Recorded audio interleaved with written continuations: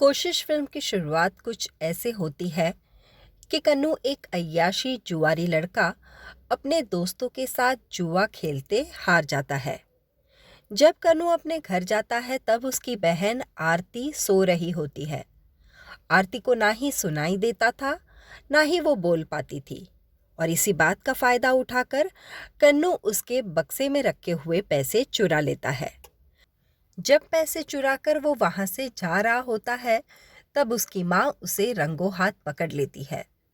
आरती को नींद से उठाकर उसकी माँ उसे पैसे लौटाती है और इशारों से पूछती है कि जब कान की बाली के पैसे इकट्ठे हो गए हैं तो वो बालियां क्यों नहीं खरीदती। इस बात पर आरती कहती है कि उसे बालियों के साथ गले का हार भी चाहिए। जब उसका भाई उसे पैसे देगा तब वो इकट्ठा खरीदेगी। आरती की माँ ठंडी सांस लेती है क्योंकि उसे पता है कि आरती का भाई इतना निकम्मा है जो अपनी ही बहन के पैसे चुरा रहा था। थोड़ी देर बाद आरती बाजार में कुछ सामान खरीदने जाती है। उसी दुकान पर सामान खरीदते समय आरती की मुलाकात हरिचरण से होती है। हरिचरण भी सुन नहीं सकता और बोल नहीं सकता। वो दुकानदार से बात करने की बजाय सीटी बजाता है। आरती हरिचरण को सीटी मारता देख उसकी नकल करती है। तभी दो बदमाश आरती को सीटी मारता देख समझते हैं कि आरती उन्हें अपने पास बुला रही है। दोनों बदमाश आरती का पीछा करते हैं। आरती को जब एक बदमाश धक्का देता है तब उसका सारा सामान रास्ते में गिर जाता है, लेकिन तभी हरिचरण वहां से गुजर रहे होते हैं। वो आरती का सामान इकट्ठा करने में मदद करते हैं। दोनों गुंडे हरिचरण को देखकर वहां से भाग जाते हैं। आरती अपनी इशारों की भाषा में धन्यवाद कहती है। हरिचरण आरती को उसके घर तक छोड़ने जाता है। आरती की माँ हरिचरण को अपने घर में बुलाकर उससे बात करती है, लेकिन थोड़ी देर में वो समझ जाती है कि हरिचरण भी आरती की तरह सुन और बोल नहीं सकता। वो ये बात आरती को इशारे से बताती है और ये बात जानकर आरती गुमसुम हो जाती है। धीरे धीरे हरिचरण आरती और उसकी माँ से काफी घुल मिल जाते हैं। हरिचरण एक बगीर और मुक्की स्कूल में आरती का दाखला करवाते हैं। आरती की माँ पहले तो ये बात के लिए ना कहती है, लेकिन फिर वो मान जाती है। आरती स्कूल में बहुत ही अच्छे से इशारों की भाषा सीखने लगती है। एक दिन स्कूल जाते समय आरती एक अंधे इंसान को रोड क्रॉस करवाती है। उनका नाम नारायण होता है।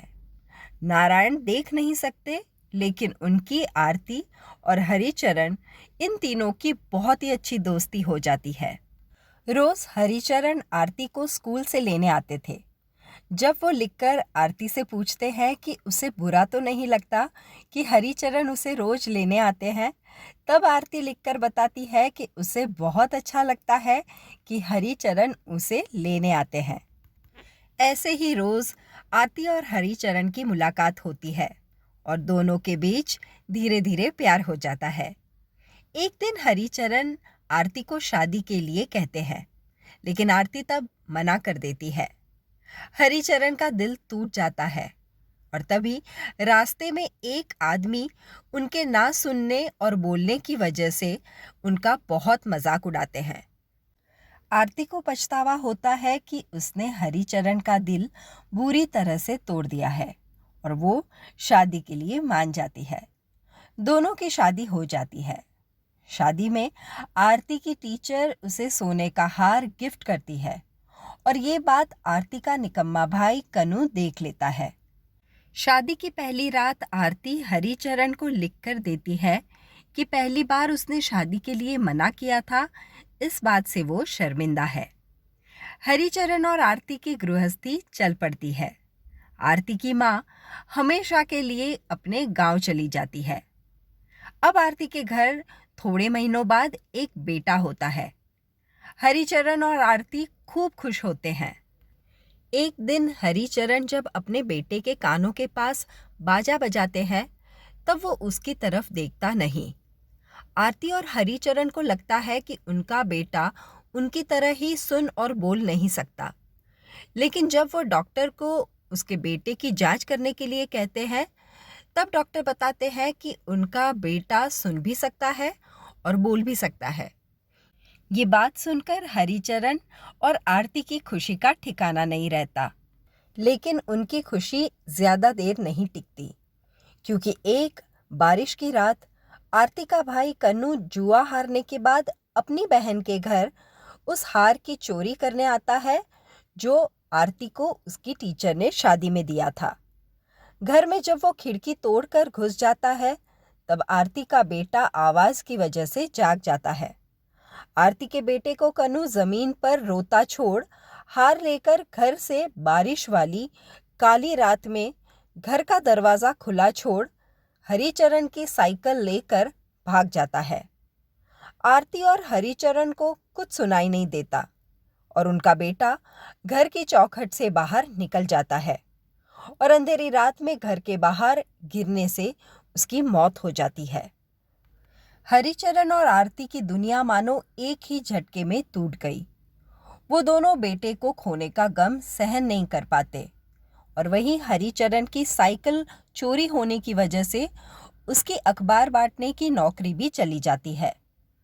लेकिन थोड़े ही महीनों के बाद उनके घर वापस और एक बेटा होता है और इस बेटे का नाम वो अमित रखते हैं।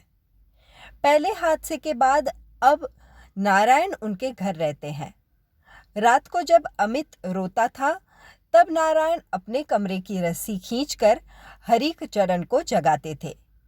ऐसे ही नारायण, आरती और हरिचरण के प्यार के बीच अमित बड़ा होता है। कन्नू ने हरिचरण की साइकिल चुराई थी, इसलिए वो न्यूज़पेपर भी नहीं बेच पाते थे। वो बूट पॉलिश का काम कर जैसे तैसे गुजारा कर रहे होते हैं। लेकिन एक दिन हरिचरण की एक फैक्ट्री में बहुत ही अच्छी नौकरी लग जाती है। धीरे धीरे हरिचरण की मेहनत की वजह से उन्हें मैनेजर की पोस्ट मिल जाती है। हरिचरण और आरती बहुत ही खुश होते हैं, लेकिन थोड़ी ही दिनों में आरती ये दुनिया छोड़कर चली जाती है। हरिचरण अकेले हो जाते हैं, लेकिन अमित और नारायण के सहारे अपनी जिंदगी जी रहे होते हैं। एक दिन हरिचरण के बॉस उन्हें अपने घर चाय पर बुलाते हैं। हरिचरण अपने बॉस के घर जाने में झिझकते हैं और इसीलिए वो अमित को अपने साथ ले जाते हैं। उनके बॉस के घर वो अपनी बेटी का रिश्ता अमित से करना चाहते हैं, ऐसा कहते हैं। अमित और हरिचरण कहते हैं कि उनके घराने में काफ़ी फर्क है।